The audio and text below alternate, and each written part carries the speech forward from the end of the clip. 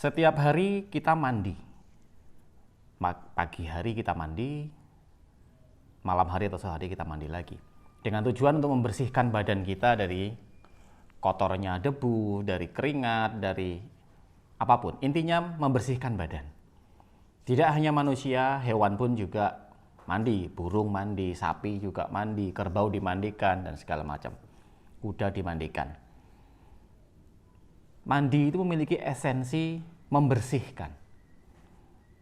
Manusia membersihkan badannya dengan cara mandi. Lalu bagaimana cara kita membersihkan pikiran kita? Bagaimana cara kita membersihkan hati kita?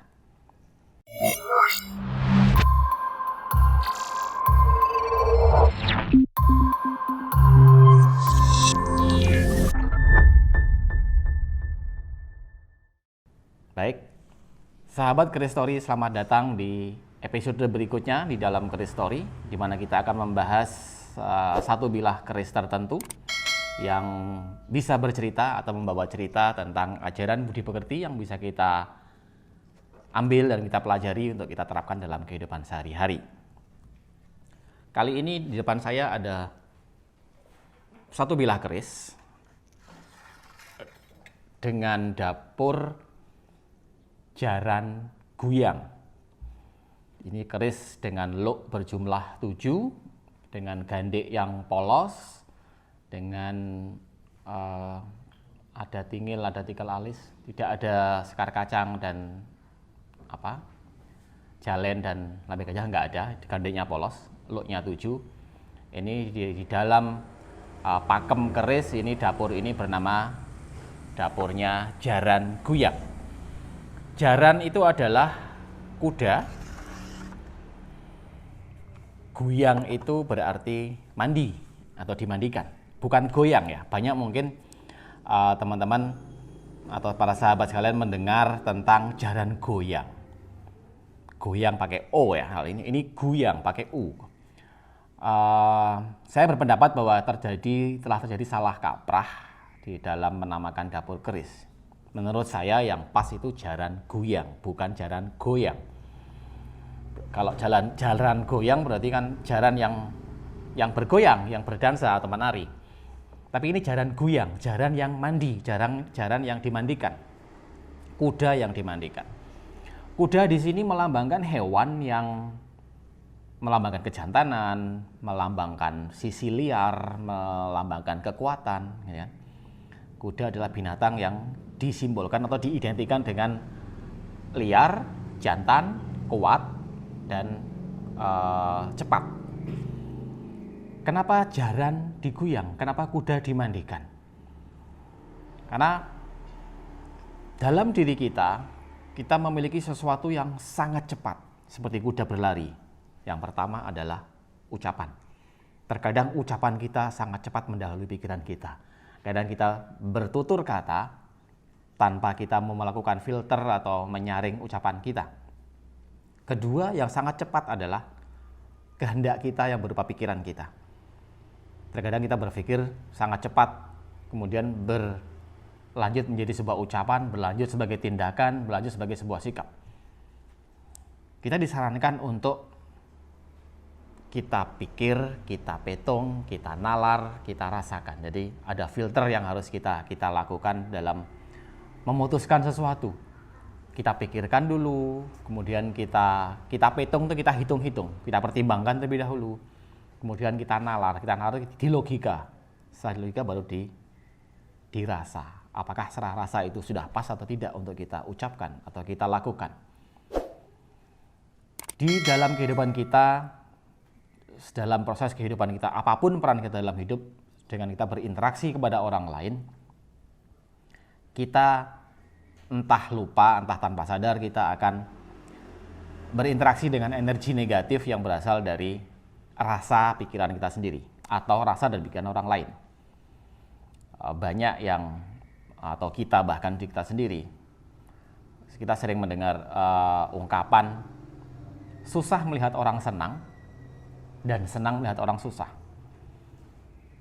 Sikap atau sifat iri, dengki, itu adalah salah satu dan salah dua sifat yang dikaruniakan pada manusia. kita bisa memiliki rasa iri. Iri itu berarti merasa lebih rendah dari orang lain. Kebalikannya, merasa lebih tinggi dari orang lain adalah sombong. Jadi sombong dan iri itu adalah penyakit hati yang dimiliki oleh saya dan semua manusia.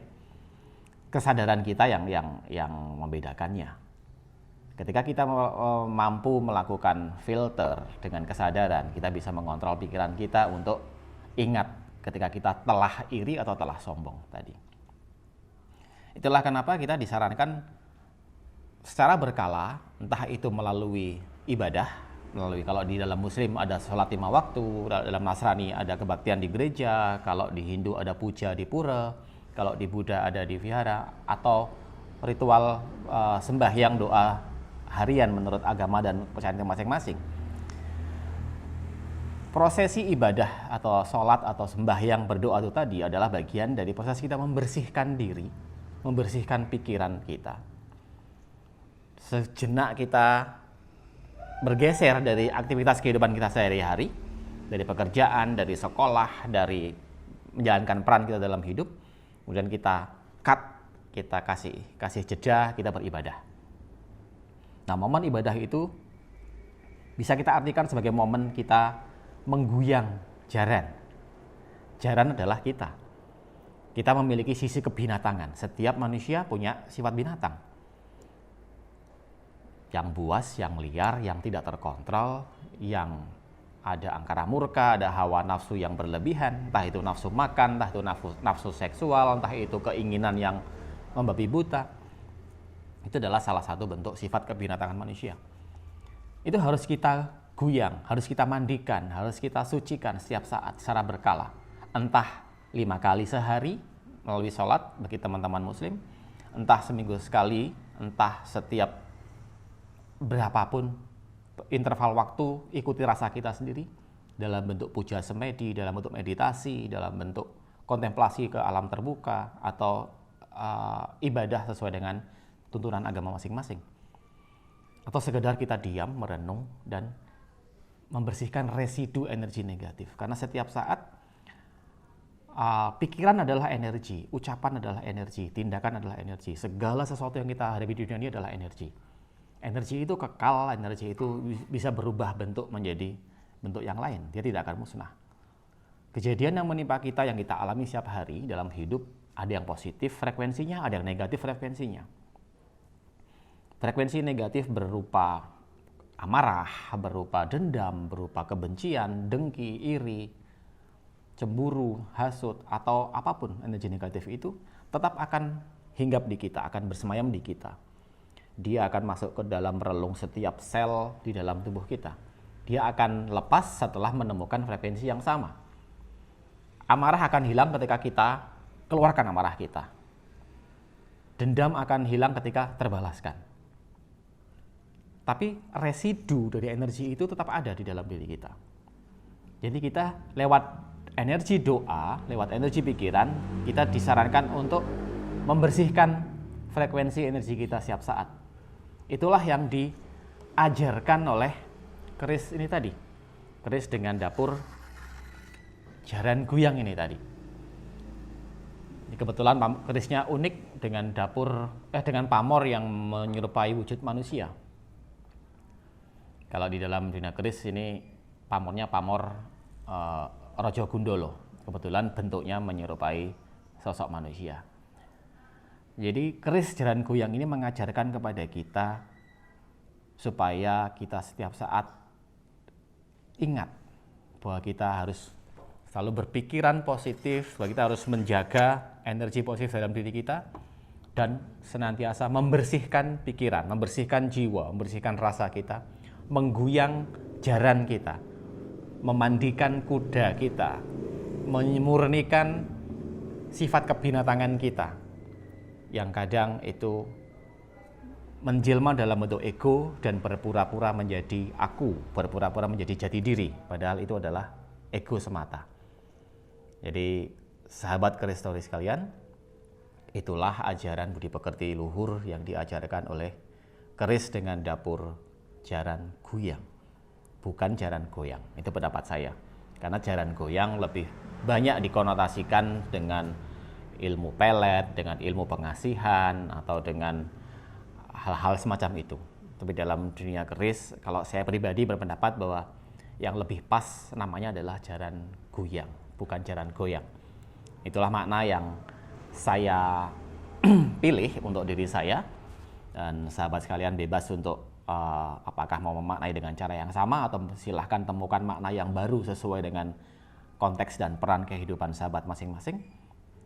Diambil sisi positifnya, apakah pelajaran yang bisa kita ambil dari nama jaran goyang itu tadi untuk kita terapkan dalam kehidupan sehari-hari dan kita ajarkan kepada anak cucu kita sebagai ajaran budi pekerti luhur untuk diterapkan dalam kehidupan sehari-hari. Terima kasih dan jangan lupa untuk terus mendukung channel ini dengan cara subscribe dan memberikan komentar, memberikan like dan menyebarkan tayangan ini kepada sahabat-sahabat yang lain lagi. Terima kasih, sampai bertemu lagi di episode berikutnya di mana kita akan membahas keris lain lagi, entah itu dapurnya, entah itu pamornya, atau satu hal tentang keris itu yang bisa kita ambil pelajarannya. Baik, terima kasih dan sampai jumpa. Salam.